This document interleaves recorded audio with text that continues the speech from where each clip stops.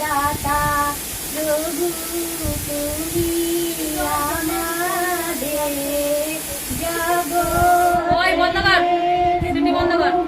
দাতা প্রভু তুমি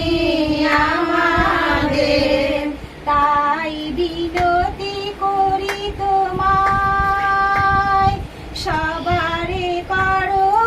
উদ্ধার তাই বিনতি করি তোমায় সবারে করো উদ্ধার